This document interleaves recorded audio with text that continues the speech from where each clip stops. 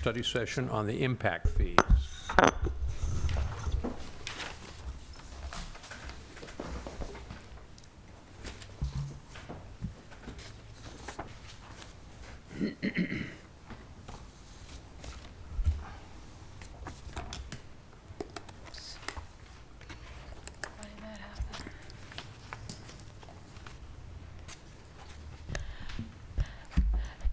Good evening, Chair, Planning Commission.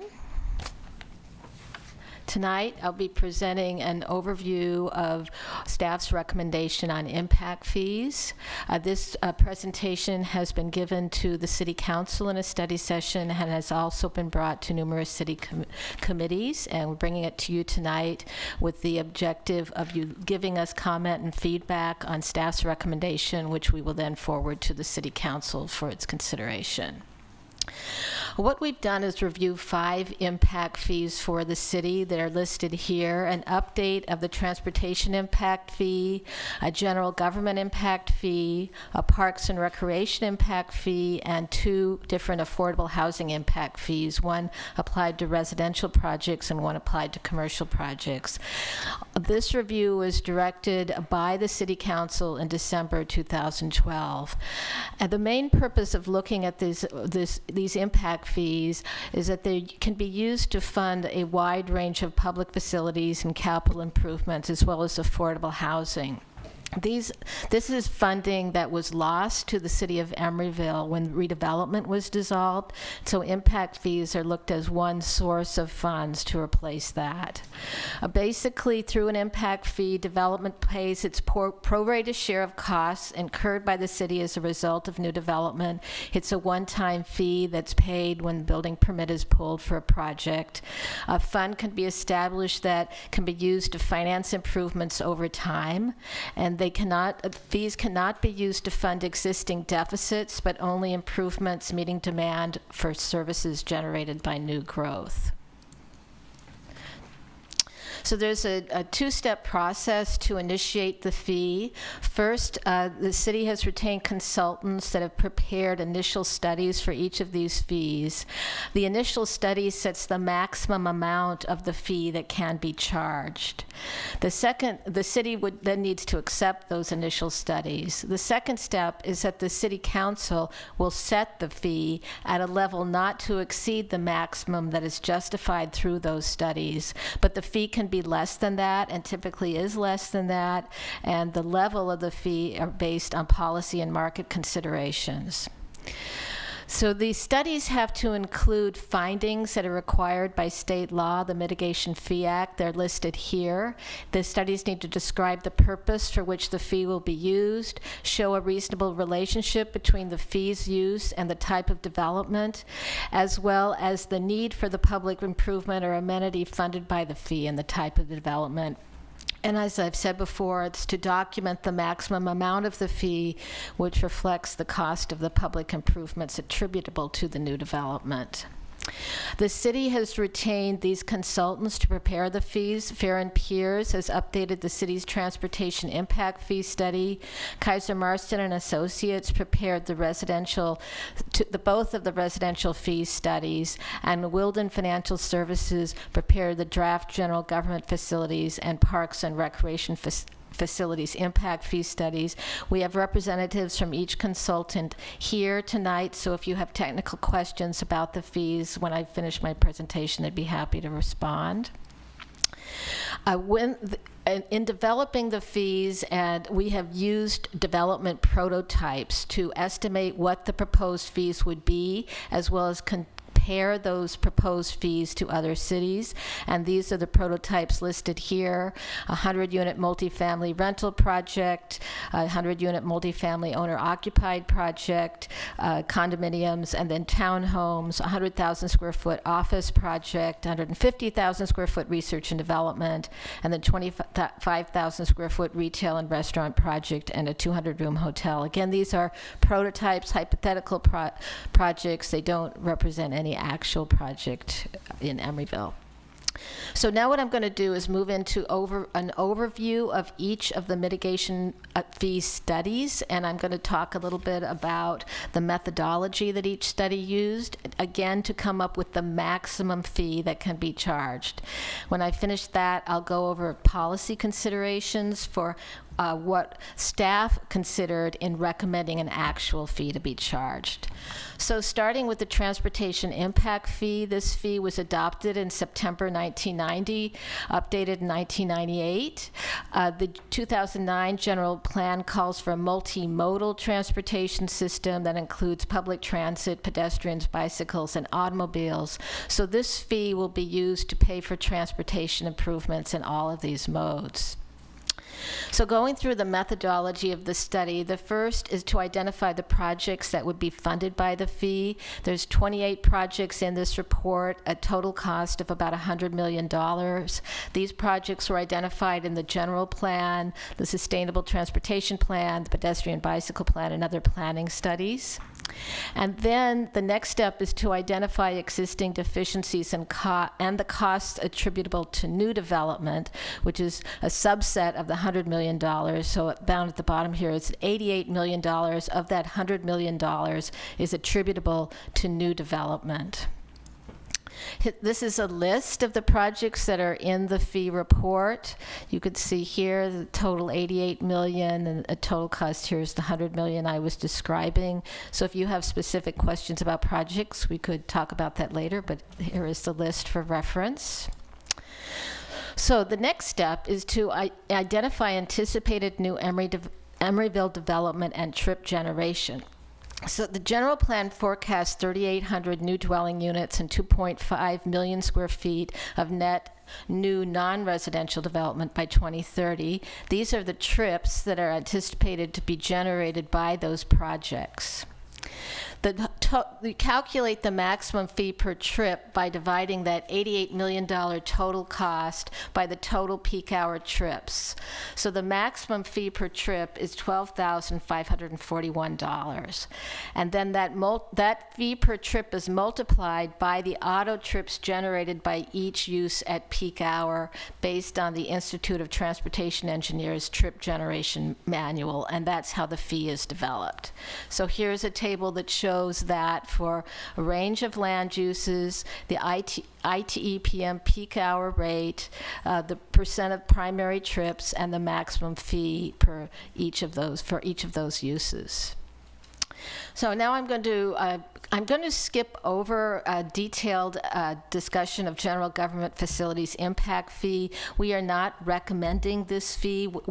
The study was prepared, but on closer analysis after looking at the study, staff has decided not to recommend it because there really aren't enough general government facilities planned to support significant amount of fee, and we felt it was better to use the fee capacity for needs that Emeryville had in transportation and parks and affordable housing. So if you don't mind, I'll skip over this section of the PowerPoint.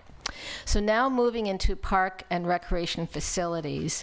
This methodology starts by calculating the existing facility standard. This is total park acres divided by the service population. The employee population is weighted by 50%. And then calculate the per capita cost of new park and recreation facilities based on a per acre cost. And then you apply the per capita cost to employment density rates for various types of development. And this chart here gives you a summary of how that fee is calculated. There's the existing service population. Here's existing acres of parkland. There's the existing facility standard of 1.37. So again, that's the existing, not what the ideal would be 3 acres, but this is what's existing in Emeryville. The cost per acre to develop a park is $6 million. So the cost per 1,000 service population is 1.37 times the $6 million, which is $8,362,000. That's divided into a cost per capita for residential and for employees, and that again is multiplied by the employment or occupant in commercial, in non-residential projects, or the occupancy in residential projects to give the maximum fee for those different land uses. So now moving on to the Affordable Housing Nexus study. We've looked only at rental housing because the city has an affordable housing set-aside ordinance that still applies to ownership projects. The residential nexus study looks at the demand for affordable housing created from workers in occupations that serve new residents. And the second study, the non-residential nexus study, looks at the demand for affordable housing generated by new job growth. So I'll review each of these. First, looking at the residential nexus study methodology, the first step is to calculate gross income, looking at a 100-unit prototype that I've described before. 30% of income, this is an assumption, is spent on rental housing costs, and the average rent there is based on the market study of new Emeryville apartments. The next step is to calculate the number of jobs created by household consumption of those residents, and Kaiser Marston Associates, our consultant, inputs that information into an economic model that estimates the number of jobs created by that household consumption. Those jobs are converted to new households based on U.S. Census factors. And then once the new households is determined, you generate the household income distribution for very low, low, and moderate income households based on occupational distributions and compensation levels, and from the California Employment Development Department wage and salary data. Next, you identify the affordability gap per unit. This is the total development cost of an affordable unit less the value of the unit with affordability restrictions at each income level. Then you multiply the affordability gap per unit for each income level by the number of workers, households in each income group, and that gives you the maximum impact fee. And this table basically shows what that looks like for a 100-unit prototype. There's the number of new worker households in each of the income categories, totals 22.34. The affordability gap per unit gives you a total nexus cost for the 100 units and the cost per unit, and they're added up to be $35,600 per unit, which would be the maximum fee that could be charged. Now moving on to the non-residential housing nexus study methodology. Here we're calculating the total number of jobs created in the project, converting those jobs to worker households, and then generating a household income distribution for very low, low, and moderate income. And that's based on the same assumptions used in the residential nexus study. That factor is multiplied again by the affordability gap for each income level and divided by the square feet in the project. And this table shows how that's calculated. Here's the square feet of each of the prototypes, the employment density per 1,000 square feet, the number of jobs created. There's an adjustment for changing industries, converted to the number of households, and then those households are divided into very low, low, and moderate. There's the affordability gap for each of the different levels of housing, and that gives you the nexus cost per square feet. So all of that put together, here are the maximum fees supported by the impact reports for these different land uses: transportation, parks and recreation, affordable housing, the total. Again, general government's below the total because we're not recommending it. And so you could see for multifamily residential, it's up to $58,343 per unit. And here, office, $176, hotel, $37,985 per room. So these are very high fees and not feasible to be charged in their totality. So the next question then is, well, what is the correct fee to establish for Emeryville? And these are the policy considerations that staff considered when making its proposal. First, which fees to charge. I've already explained we're not recommending the general government fee. We wanted to also balance the city's needs for public improvements and affordable housing with the need to maintain the city's competitive position in attracting new development. Want to recognize market conditions, how they affect different types of development when setting the fees. Keep in mind that to distribute the total impact fee so sufficient funds would be generated in each of the areas to construct public improvements and build affordable housing, and then to maintain equity by charging development a fee to cover the demand generated by the projects. So first step is to compare Emeryville's fees to neighboring cities. We looked at a comparison of the impact fees, permit fees, and plan check and inspection fees for similar jurisdictions for hypothetical prototype projects, and this will enable us to look at how much we can increase the fees to still remain competitive. So here's an existing residential fee comparison. Focus mostly over here on the multifamily units because that Emeryville's quite low compared to Berkeley, Oakland, and Walnut Creek. It's also low compared to the ownership units, but most of the fee increase is going to be focused on the multifamily, so I wanted to point that out. And here's the existing commercial fee comparison. For office, research and development, and retail, you can see that Emeryville to the left is lower than competitive cities, and as well as for hotels. So this shows us that there's definitely room to increase the fees in each of these areas. Considering real estate markets, residential rental markets are strong right now. Rents are up 28% since 2010. Hotels are also strong, high occupancy, TOTs increasing. Whereas office and research and development market is weaker. It's still in Emeryville, it's still recovering from the recession. The fourth quarter 2013 showed high vacancy rates, both in office of 15% and R&D 13%. So that it's considered a weaker market. So based on those considerations, what staff has recommended is based on this assumption that the transportation impact fee would be 20% of the maximum fee, and the park and recreation fee would be 25% of the maximum. And so that distributes the fee fairly evenly between these two types of fees. The affordable housing fee, we're recommending a higher percentage of the maximum because of the strength of the multifamily rental residential market right now. We're recommending an affordable housing fee of $20,000 per unit.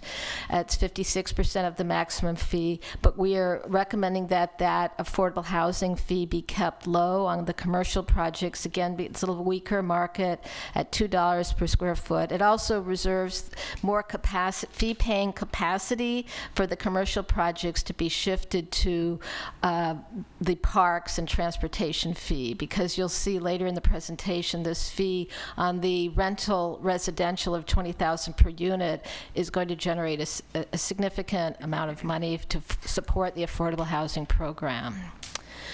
On affordable housing, developers can be provided an option to provide affordable housing on site instead of paying the housing impact fee. The affordability gap to provide a low-income unit in the typical 850 square foot, 100 unit market rate project is $290,000 per unit. Based on $2 million in fees, that's 6.9 units per 100, or 6.9%. So this table here shows our recommended impact fees based on the assumptions I just provided you. Again, note there's no affordable housing fee for the multifamily ownership or townhome projects. There's the $20,000 fee for multifamily rental. All right. So So now, based on that recommendation, we wanted to evaluate the financial impacts on development, and by comparing what those recommended fees look like against other cities and looking at fees as a percent of project value. So here's the fee comparison for the commercial prototypes for office, research and development, and retail. This chart in purple shows the new impact fee that we're proposing on top of the permit, plan review, and existing impact fee. So you could see how the proposed fee looks in comparison to the other cities. And this is it for the hotel. For the residential impact fee comparison, we looked at Berkeley at $20,000 per unit, which was increasing to $28,000 per unit. Walnut Creek has $12,750 per unit, and San Francisco, just for illustrative purposes for this comparison, bringing it in here at $51,000 per unit, an average is $30,000 per unit. Here is a comparison for the residential for Emeryville compared to Berkeley, Oakland, and Walnut Creek for the rental and the ownership units. So we see with the proposed $20,000 per unit on top of the other impact fees, it's bringing Emeryville up a little bit below Berkeley, a little bit above Walnut Creek. So then, looking at proposed fees as a percent of project value, our consultants have informed us that a reasonable range is 5 to 15% of project value, depending on the type and use of market conditions, where commercial development is more sensitive, can support somewhat lower fees. But because the rental residential development market is so strong right now, fees can be sustained at the higher end of this range. So this chart shows here Emeryville's existing fees as a percent of value in this sort of light blue. You can see it's really at just above 2%, some hitting 3%. And then the total fees as a percent of value, the multifamily residential is up at 10%, and the others are between 4 and 5%, where some are still low at 4%. So we think that this is a reasonable percent of project value that the proposed fees are showing here, and that it could be financially sustained by the projects. So then the next question is, based on those recommendations, how much revenue would the city get? And we're looking at a 5-year projection of development of 13 projects, over 2,000 rental units, 171 hotel rooms, 248,000 square feet of laboratory space, 77,000 square feet of office, and 131,000 square feet of retail. And if you apply these fees to those projects, you would get roughly $5 million in the transportation fee, $9 million for parks, and $41 million for affordable housing.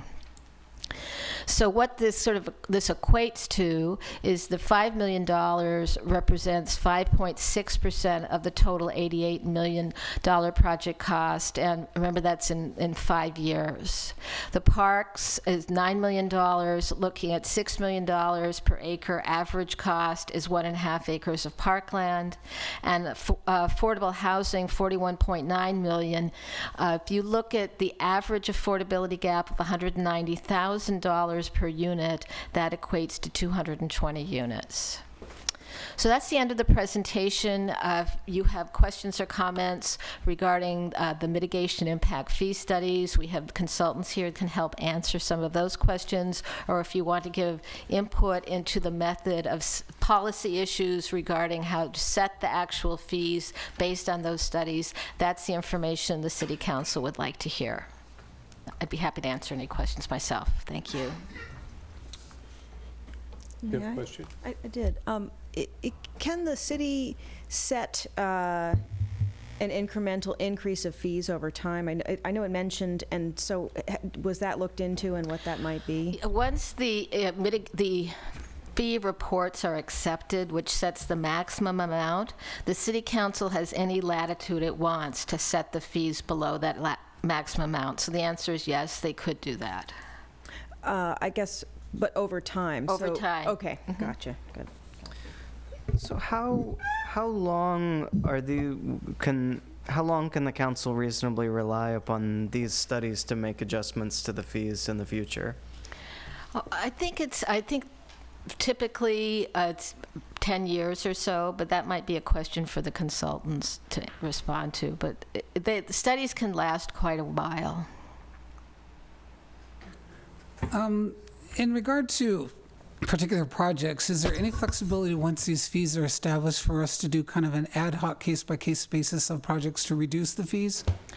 Well, there can be provisions made for credits that a project can get for providing actual parks or actual transportation improvements. That could be discussed. So that could be on a case-by-case basis. Again, for the affordable housing, to have in lieu units provided within the project could also be, it would also be a case-by-case. And could they break that up by giving some housing and then paying the difference, so not meeting the actual amount that they need to require, but say they do half of that and then pay half of that amount? I think all that's open to negotiation. I think Charlie wants to say I something. believe the housing fee does include a provision that if the affordable units are provided in the project, that can be negotiated. That can be negotiated to provide a certain percentage of affordable units in the project in lieu of paying the fee. We currently, as you may know, do have one of these fees in place. It's the traffic impact fee. And so this would be an update of that. And that existing fee does have a provision for applicants to appeal the fee to the city council. That has happened a couple of times in the last 10 years or so. But it needs to be on the basis that they are not really going to generate the amount of traffic that the fee anticipates. So they've had to make the case to the council that I shouldn't have to pay this fee because I'm not going to generate that much traffic. That's what those appeals have been based on. It couldn't just be, we like this project, so we're going to reduce its fee, you know. And then one other question that might be for the consultants, but in establishing the fee comparisons, we talked about market conditions, so saying Emeryville to Berkeley or something like that. In those comparisons, in looking at competitive cities, were the BART stations taken into consideration? Because I think a competitive city that has a BART station has a competitive advantage over Emeryville. And as I wrote in my paper, I think that that's something we need to consider as an extra caveat that we don't provide. So you're talking mostly about the rents for the residential or also for commercial as well? All of it, because employees for commercial are going to be riding BART or not riding BART. They'll be bringing their cars in and contributing to our traffic situation. So I think that if BART wasn't compared into that and we were basing these things outside of that, I think we're looking at figures that aren't really accurate. Oh, okay, would you like a consultant to answer that question? If they could just say that was Why don't BART. we start with the residential market? Do you want us to talk a little bit about that, David? Kaiser Marston, and the impact of BART, presence of BART on the residential. Okay. David Dozema, Kaiser Marston Associates, who prepared the affordable housing studies. So, we were not the authors of the specific fee comparison that you have before you, but certainly there are advantages to having a BART station that might enhance the ability to achieve rents for your apartments. That's correct. So in answering that wasn't taken into consideration. We're not looking at apples to apples in competitive rates, because that wasn't taken into consideration. We didn't prepare that fee comparison, and I think it was really presented. Several cities. What are the fees in the several cities? Right, but the cities that we there's many compared to. differences I between think them. the question is the competitive cities we identified. Which was Berkeley and Walnut residential, Creek, Berkeley and Walnut Creek. which all have BART stations. Right. We do not. But Emeryville has an Emery-go-round Right, system. but as a rider of that, it doubles my commute. It's not really, you can't walk to that station. It adds to your time for commute, so it's not legitimately, it's a city with a BART station has much more advantages than we do. But in those cities, there's also projects that are not right next to the BART Right. station. So Right. in general, we're looking for general market-based comparisons for Emeryville, and the product, for instance, the product types that are developed in those cities were the closest to Emeryville. I would just add that, we also looked at apartment rents, across the East Bay, and Emeryville ranks second behind Berkeley when you look at kind of a ranking of apartment rents. San Francisco, obviously much higher. I have a couple of questions.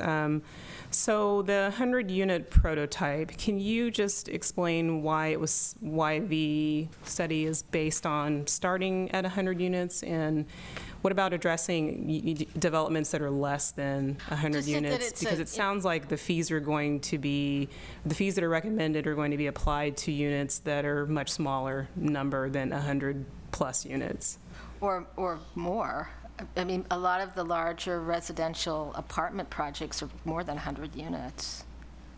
So it's basically, it was a round number. It's easy to compare 100 to 100. And, but most of what you see here is going to be bigger.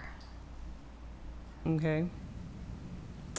The fee per unit is not going to change. Right. Depending Right, on the I size of the understand project. that. That was just for the purposes of hypothetically comparing what our fee would be To other to what the same project fees would be in other cities. Right, so the it fee just per seemed- unit will be the same, but if you have a development that's much smaller and say the resources for that development are much smaller, they're going to feel the impact much greater than a development that has units that are more number, like you were saying. So I'm just wondering why 100 and how that's going to impact smaller developments, not just the developers that have the bigger funds. Well, most of the rental residential projects you see are over 100 units, is what I was saying. Okay, I would sort of beg to differ, but Okay. I think that there are going to be impacts felt by smaller projects, so, but I guess we'll talk about that amongst ourselves a bit here. Given the structure that's proposed for the affordable housing fee on multifamily rental projects, what do you think the likelihood is that we would have units provided as part of a project in lieu of fees? Well, there'd be a high likelihood of that. Okay. And I had another question. Oh, and then mixed-use projects would have to pay the fees applicable to each land use category of their project? Correct. Any further questions? Got a couple. In the transportation fees, you have a pretty specific list of land uses that includes everything from daycare centers to, to quality restaurants versus fast food restaurants, et cetera. How are those, and then you come up with a % primary trips, how are those numbers, the maximum fees that are established in that table, used, or is it just all sort of averaged and generalized? Oh, okay, let's find that table so we can look at it. I think the Fear and Peers. Okay. Let's see if I can find it real quick. So for good evening, I'm Catherine Tellez with Fair and Peers. So for the land uses where we have the primary trip percentage of less than 100%, then what we do is we multiply the trip rate times the primary trip percentage, and then that actually reduces the fee that would otherwise be paid. Because we understand that for some land uses, it's somebody just driving by that might stop on the way to that, on the way to somewhere else, and it's not really a new trip on the roadway system. So we don't want to penalize some of those types of projects. So then, why would like a sit-down restaurant be the same percentage as a fast food restaurant as far as the primary primary The trips? data that's available in the published documents, that's the number of the % primary trips suggested for both of those types of uses. And if there is a use that comes forward that's not on this list, then a trip generation study could be done of a similar use to establish what that trip rate might be. And then to the park and recreation facility impact fee methodology, just trying to understand the relationship of, say, like a restaurant to a park impact fee. I mean, basically, the number listed in here is almost $21,000 per 1,000 square feet for a restaurant. It doesn't seem to me like restaurant employees are going to have a lot of time to be using the park during their time working. I'm just curious about how that number was established.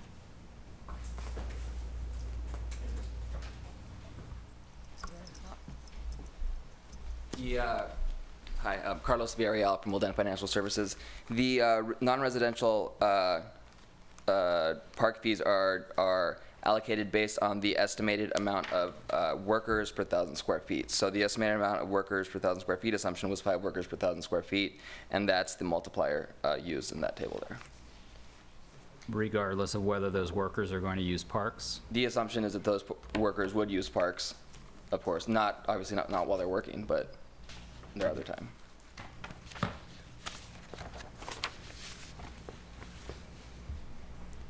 And how would capital improvements that are, I mean, there are capital improvements that aren't specific, that don't specifically fall into some of these categories, but then end up kind of being necessary as a result of development anyway. Some of that's just, say it's street beautification, things along those lines. How are those then funded, or do they have to then kind of fit into one of these categories? These fees would only fund capital improvements that were attributable to the fee itself. So if you have a different kind of capital improvement, that would have to be funded out of the general fund or some grants or some other source. So.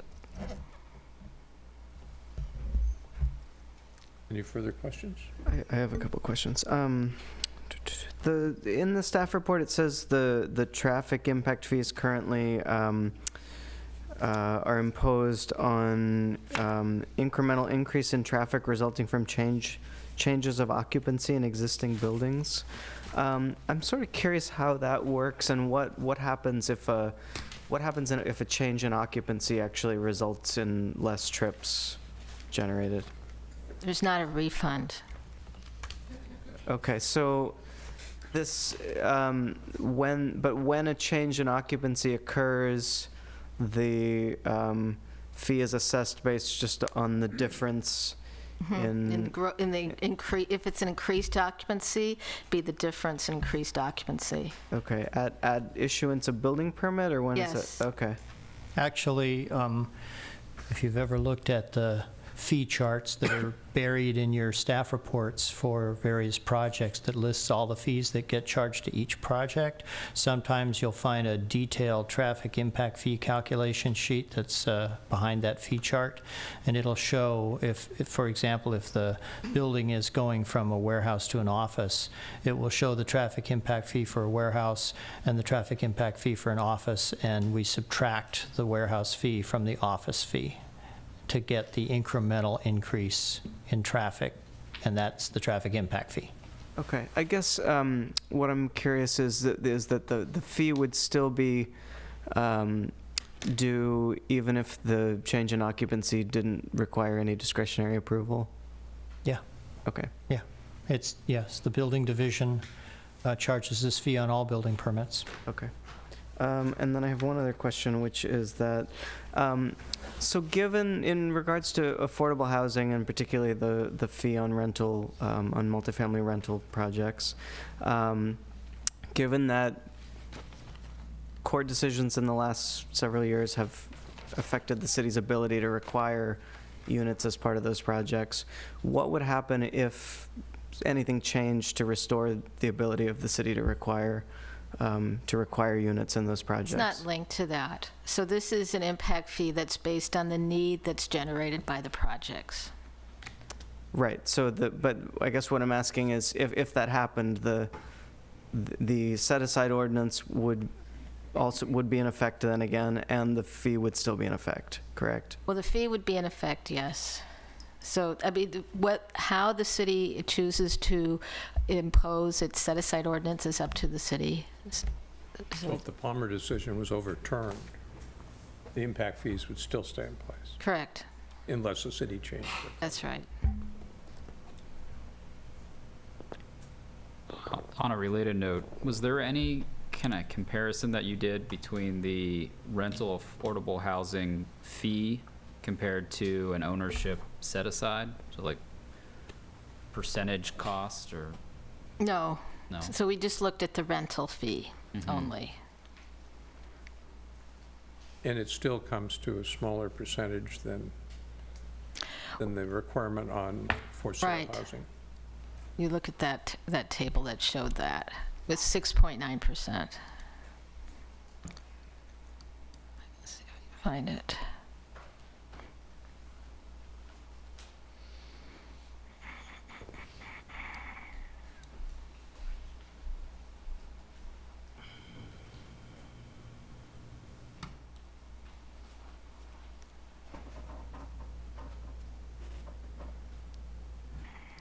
Sorry. Let's see.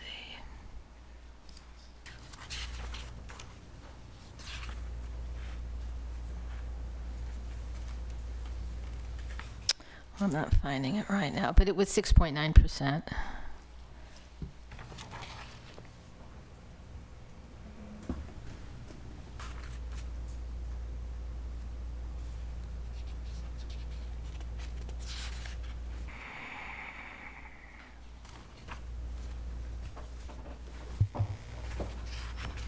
Well, basically, you're saying that the set-aside,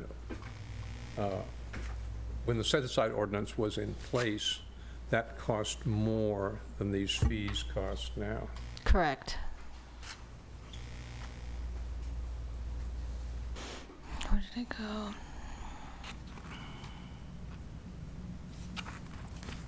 I'll take your word for it.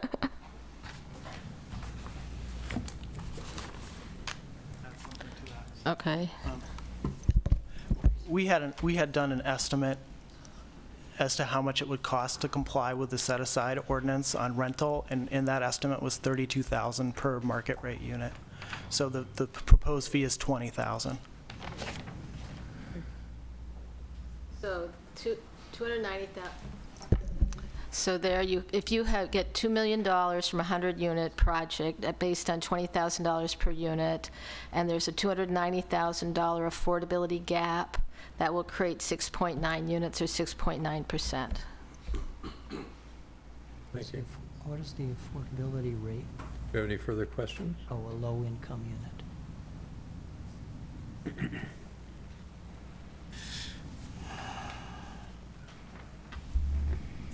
We'll open the meeting to public comment. We've had 2 people request to speak so far. Noor Kassar.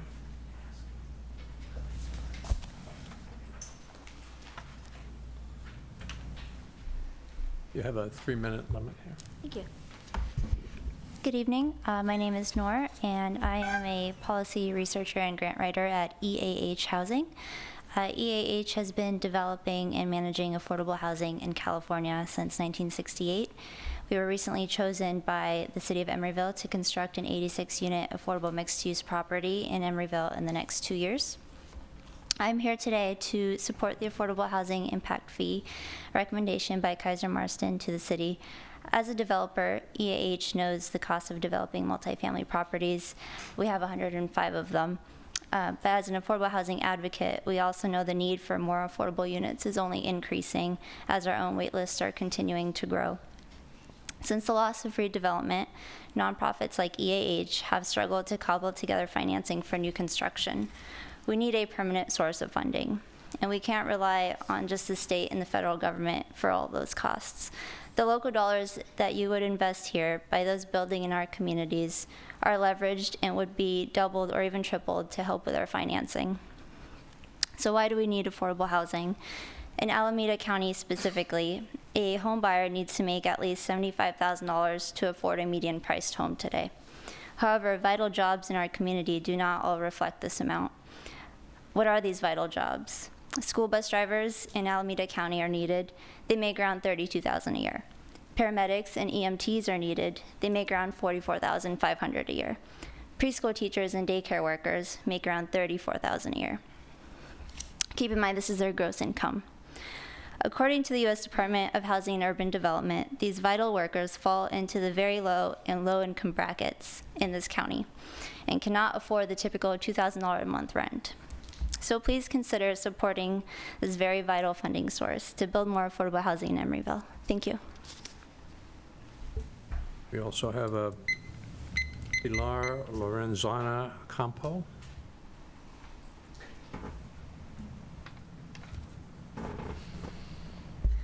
Good evening, commissioners and staff.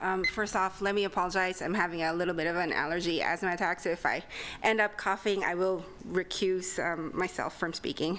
My name is Pilar Lorenzana Campo, and I am the Regional Policy Manager for the Nonprofit Housing Association of Northern California, or NPH for short. NPH is a membership organization of around 750 organizations that are comprised of affordable housing developers, advocates, as well as policymakers.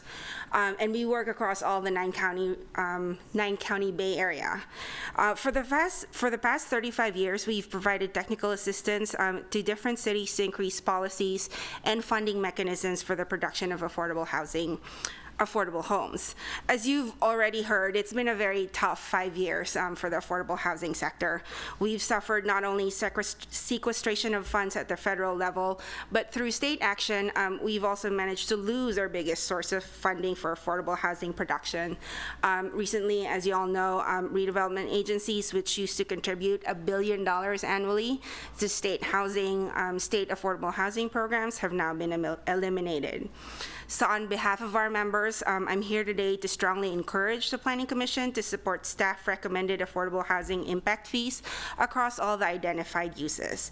As the Nexus study demonstrates, building market rate homes creates a demand for local goods and services that are provided by some of our most lowest income workers. These are the impacts that the city must ameliorate, just the same way that the city has to ameliorate traffic impacts, infrastructure impacts, and open space impacts. The recommended fees, I really commend staff for recommending that the city aggressively pursue a housing impact fee. At the same time, the recommended fees are already significantly less than the full cost of what it would actually take to mitigate the affordable housing impact. So I want to encourage you to support these recommendations, because the local funds will really help the city leverage county funds. You're probably familiar right now, Alameda County Board of Supervisors is actually considering a boomerang fund. So these funds would kind of certainly help you be more competitive for those county funds. And at the same time, it also makes you more competitive for state and federal funds, such as 4% or 9% tax credit funds, which require a local match. So to close, I just wanted to leave off with one final message. I often hear this myth that impact fees make market rate homes more expensive. The truth is, developers or landlords charge rents or charge prices for homes depending on what the market will bear. So this doesn't necessarily have well, there is obviously a relationship, but a developer will not charge what it costs to build a home. It will charge what they think the market will actually bear. So with that, again, I urge you to support the staff recommendation, and thank you very much for your time. Thank you. Next speaker. Please sign in after you finish over. I would be happy to do that. Thank you very much. My name is Tim Frank, and I'm the director of the Center for Sustainable Neighborhoods, and we're very pleased to support the staff recommendation. First thing I'd like to note is that we are also supportive of legislative efforts to restore your authority to use the inclusionary zoning, and have sought to overturn the Palmer bill.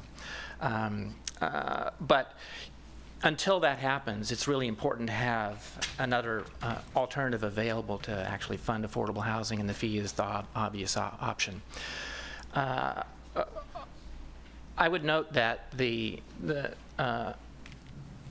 real estate market is actually quite strong right now, especially for rental units, and we think that it can actually bear the fee that is being recommended, and that as noted by previous speakers, that the need for funding for affordable housing is especially acute because of the loss of a number of different funding sources. And your contribution to the cause is really important on a local basis. So I would support the staff recommendation. One comment I'd like to make about how you can take advantage of these fees. We have worked at the state level to actually try and we support both projects and policies that help build sustainable neighborhoods. And one of the policies that we've been working on is the California Environmental Quality Act. There was a bill a few years ago by Semidian that encouraged the state to revise the CEQA guidelines, and a provision in there actually now includes a streamlining provision for affordable housing, and there are also opportunities to map fees that could be designated as uniformly applicable development standards to impacts, and then actually if you do that, then your EIRs will be more defensible in court, because it means that those issues that are addressed by uniformly applicable development standards and your transportation fees, your parking fees, and your affordable housing fees, any kind of impacts that can be mapped to these and for which you can claim that these are the solution, can then be categorized as uniformly applicable development fees. And that means that those issues will not be subject to question and judicial review. So it actually strengthens your hand and your ability to actually work with developers to get good projects approved in Emeryville. And we would support that and encourage that. So with that, thank you very much. Please sign in over here. Oh, I'll sign in. Good evening, Commissioners. Jeff Sears, Wareham Development. Developers never like to pay fees, but we understand you only get what you pay for. And so we do believe there's probably room to increase fees. But we think there are a few things you want to pay attention to if you're going to do that. First, historically, I think Emeryville has had a strong reputation that's really made a difference as doing things better, quicker, faster, higher quality, just more mindful than its neighbors. And certainly as you're thinking about fees, saying, well, we're just going to raise them to everything that our neighbors have, may not give the policy statement when we're still trying to be better than the others. I mean, I think we all work together, but it helps to have the little village be one notch a little better. And so it would be great if you can increase the fees, but still be able to say they're more attractive than other places you might choose. One of the commissioners pointed out, we aren't on BART, there are things that the city wants to use strengths against strengths that other communities have. The methodology of talking about the maximum fees is very curious, and I'm not going to talk about it because it really doesn't apply. What really applies is what you charge, but there are some curious things in there. What we would like to say is, first, the in lieu idea that's already been mentioned, I think, is really important. You heard that it may cost more to create the affordable housing than this $20,000, but also it's more likely to happen sooner because the private developers are going to move with their projects. So I think the in lieu fees or in lieu concept is a way to encourage more of the benefits actually happening, because amassing a war chest and not actually putting those benefits, parks, affordable housing, other things into the community isn't exactly the same thing. The traffic fee is curious because businesses are already going to be required to pay for the Emery-go-round here. So is that actually an in lieu payment already of a fee? I think that's something you want to consider, because you're saying, well, we'll just have the traffic fee as much as it is other places. Other people aren't paying for the Emery-go-round, and that is clearly a key transportation service in the city. I certainly think, we hadn't been discussed here, but these fees shouldn't be retroactive. Developers like certainty, so they want to know that if they pulled their permit, there isn't some chance to pay greater fees than you pay at the time you pull your permit. That's been discussed with the city attorney at another hearing. I won't go into it, but there's some language in there that makes it unclear that even once you pull your permit, you may have to pay greater fees later. The other thing, again, another reason besides just giving a policy statement, isn't Emeryville competitive? Great. I'll finish just very quickly, is there are other fees being considered, and you want to be mindful of all of them. Measure A, we're paying for the Emery-go-round. The transfer tax is on its way to the ballot, possibly. So you want to be thinking about all those. That would be another reason to be less than the neighbors. And finally, if we're going to invest with the city to have better things, we want to make sure you get really good value for those dollars. We want to see things happen, not just war chest be built. We want to see the money spent wisely and efficiently so we all get the most from those dollars. Thank you. Jeff, please sign in. Do we have any other parties wishing to speak on this matter? I just want to note for the commission, excuse me, you're closing the public comment, I Oh, assume? your public comment, sorry. No, I mean, you just closed the public comment, right, okay. I just want to note for the commission that Commissioner Donaldson is not here tonight, but she did provide some comments on several agenda items in an email, which I've printed out and put before each of you. And this item is one of the items on which she has provided comments. She's also provided comments on the Hyatt Hotel and the East Bay Bridge facade improvements. All right. Since we don't really vote on this, we merely make recommendations to City Council as to how we feel about this or what sort of modifications we feel we should make. Start down with this end. That is what we are doing, is making a recommendation, but I think it does weigh heavy on the council. At least I hope that they take it into consideration. As a member of the Economic Development Advisory Committee, this is something we talked about as well. And we voted unanimously to encourage the city council to be mindful of the rate that we're charging, and that we should charge a rate which we didn't specify, but something lower than our neighboring cities, perhaps in a double-digit percentage lower. I agree with that. And the things that I'm concerned about is I understand affordable housing. I understand there is a need for that. If I were a single person, I would qualify for low-income housing. So I know what that is like. But my fear is if we get no housing because developers won't build here and they build in Oakland or they build in Berkeley, we'll be out everything. So we've got a balancing act to play here. I'm also concerned about the bleed of a weaker research and development. If we do charge too much for that, we're already competing with Mission Bay. We're part of the Green Corridors. We have a lot of cities within that, including Richmond, which is one of them. So I think we need to be mindful of staying competitive. We are a very little city. We're a small fish in a big pond. And if we outprice ourselves in the market, we have a lot to lose just by losing a couple projects. So we need to consider that. And I want to bring in mind, as a member of the Economic Development Advisory Committee, one of our members had to leave because his landlord bumped his rent up. He doesn't qualify for affordable housing, so he's moved to Oakland.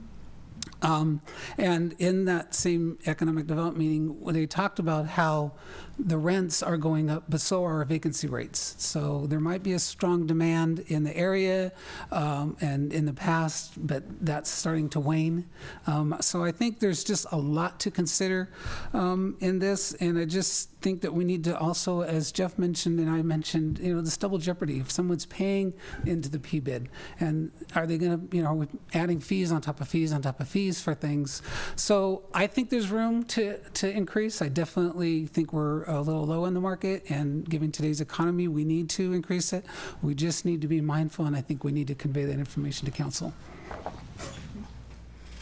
I'm also concerned about scalability in terms of smaller, like I don't know, with smaller projects, what are the impacts of the same fees as with larger projects? So I think that's an issue that might need to be looked at. And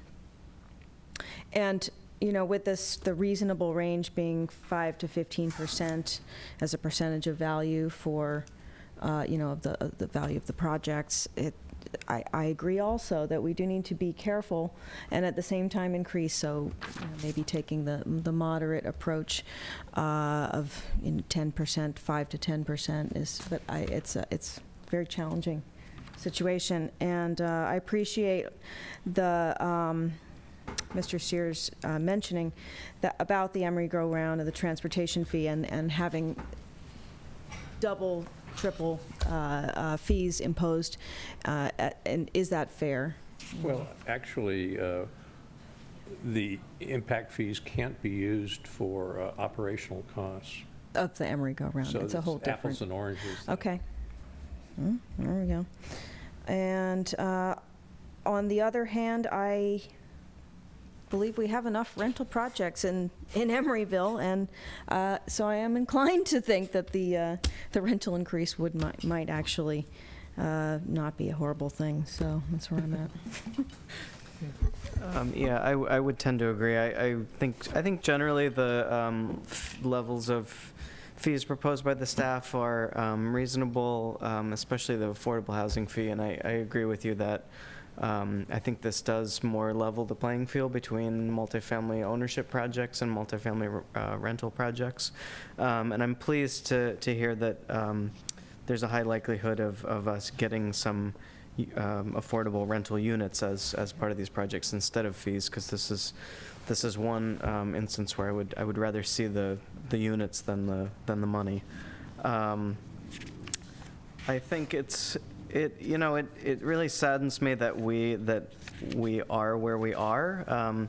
That we, just a few short years ago, we had other tools for funding affordable housing, and the legislature and the assembly and the Department of Finance have taken those tools away from us. And it's concerning to me that this is what we have left.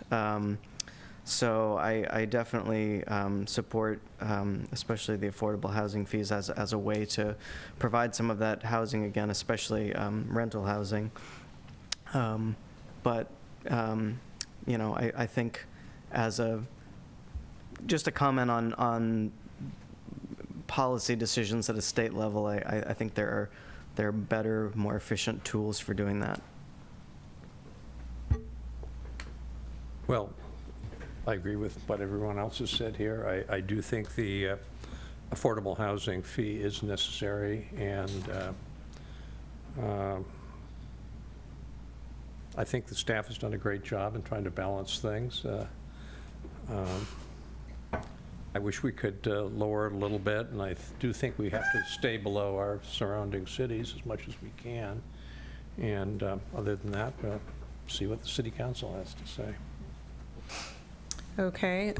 Well, first I want to just say that I think the staff has done a really good job in comparing the maximum fees and coming up with something that's more reasonable. There's definitely a pretty big difference between the maximum fees that are supported by the reports versus what you're recommending, especially for the transportation, parks and recs, and even for the affordable housing. But where I'm struggling with is just the scalability, as you termed it, for larger projects, smaller projects. And I do realize that there are, when you look at Emeryville from a bird's eye view, you see these mega rental projects. But there are other types of housing, multifamily housing developments in the city, and that because the fees are applied across the board and there's no sliding scale, being considered, I think that it is going to make it, very difficult for duplexes, triplexes, quadplexes, and on up. But smaller projects are going to become much more difficult to afford to do. So I think that needs to be considered in some way by the city council to address the smaller project needs. The other thing that I'm concerned with is that the quality of the construction of the projects that we may have, because of the fees, that it may drive down the quality of the materials that we'll see in future projects as the developers try to absorb this cost, and they cut corners by downgrading the materials and the quality of the construction, and that becomes a real problem. We're already sort of seeing that. So those are really all my comments. Yeah, I'd like to see more analysis of how the rental affordable housing fee compares to ownership set aside. Seems to me that because as an owner can lock in the cost of their home, whereas renters, it can increase over time and there's higher rate of turnover. It seems like it only is natural for the rental fee to be set higher than, or have a higher impact than the ownership set aside and on a related note, I'd like to see emphasis or sort of an encouragement of inclusionary housing as an alternative to alternative to that rental affordable housing fee. I'd like to see some, I've heard that if a project does have a lot of open space that they're providing, that the developer could appeal the fee related to parks. But I almost feel like if there's a way to have some equation in this related to how much they maybe go over the required amount of community open space, because the reality is if you've got a development with a lot of community open space, people are much more likely to be using that open space than a park that's a couple blocks away. I was a little alarmed by some of the restaurant park fee. Seems like a discouragement for restaurants, and I don't really see restaurant employees necessarily utilizing our parks unless they're also residents, in which case they might be paying in another way.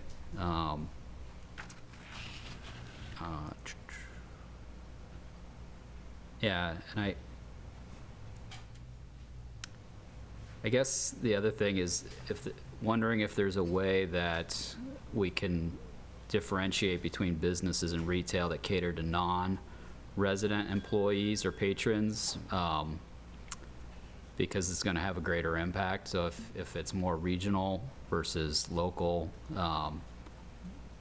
one, they're more likely to be drawing people from all over, and that's going to have a greater transportation impact. But also, a lot of those establishments might pay employees less, and therefore have a greater impact on the need for affordable housing as well. So I don't know if there's a way to plug that into the equation, but it'd be nice to see if it could. And I think there's a number of projects or types of projects that don't necessarily cleanly fit into some of these categories, that nonetheless should be able to be funded by impact fees. And broadening some of the categories or figuring out a way to sort of create that catch-all category would be great, because I think there's some that are just not going to get funded because they don't necessarily cleanly fit into here. Charlie, is that suitable? I believe so. I think we have our I comments. just had one more thing I wanted to add, if I may. Actually, I was going to echo Commissioner Donaldson's remark that as redevelopment has left the building, I think other cities are going to be looking to possibly increase their fees as well. So we may be on the cusp of this. I'm not really certain what other cities have done so far, and so that might be something to consider. Do you Yes, know, Charlie? I was just going to make that comment, that if you're thinking about how our fees stack up and should be compared to other jurisdictions, I'm certainly in contact with the other planning directors in Alameda County, and I know that some of them are interested in the fact that we're thinking about increasing or creating new fees because they want to crib off of what we do. And that, so if you want to compare to what the fees are in other cities, I would just caution that that's probably a moving target. Exactly. Yeah. Well, on that note, Charlie, Which is why I think it's important to review this on an annual basis, because right now it seems like it's based upon a comparison to other cities, and we really need to be looking at ourselves, and we should be taking this a bit slower and reviewing it annually. So I would definitely support Commissioner Donaldson's comment on that. I think the purpose for comparing it to other cities wasn't necessarily to set what was an appropriate fee level. It was just to make sure that we weren't like way off base, that we were, kind of in the ballpark of what other folks are charging. well, and on that note, Charlie, I think I'd want to be mindful of, and ask the council, and I will do this on my own, is, I see Oakland as our biggest competitor, and they weren't put into the equation. And, I think with the development plans they have for Broadway and the Valens area, they're like, I wouldn't say shovel-ready, but they've got actual plans in place. And if they see that we've gone from, if we go with the recommendations, we've gone from the 7th lowest and the 8th lowest out of 8 compared cities to the 1st and the 2nd highest, with Oakland still staying down at the lower range with where we are currently. And if we jack up our fees, they can say, well, we'll go up maybe to 5 or something, but yet we still, along the Broadway corridor, have the BART station. They may be looking at the streetcar project, which was proposed, which would then be another enhancement.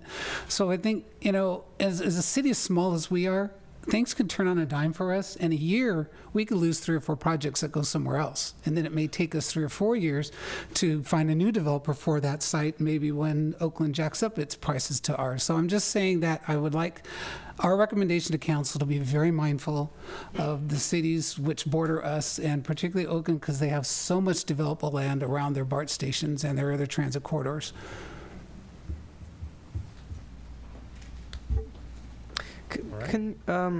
Actually, before we move on, can I ask a question?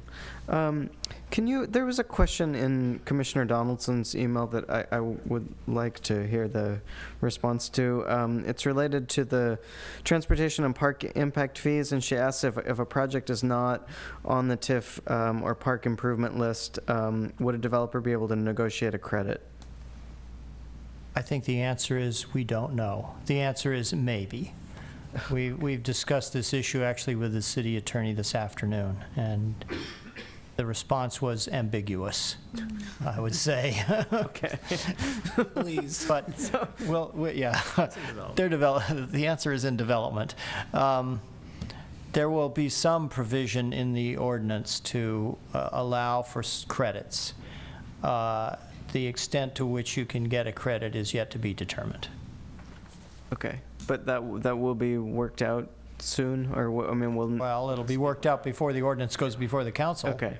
And that's just for the Parks and Recs impact fee, or That's for all of them? well, it's for the park and traffic fees. Okay. I mean, the housing fee, there's already the provision for in lieu provision of affordable units.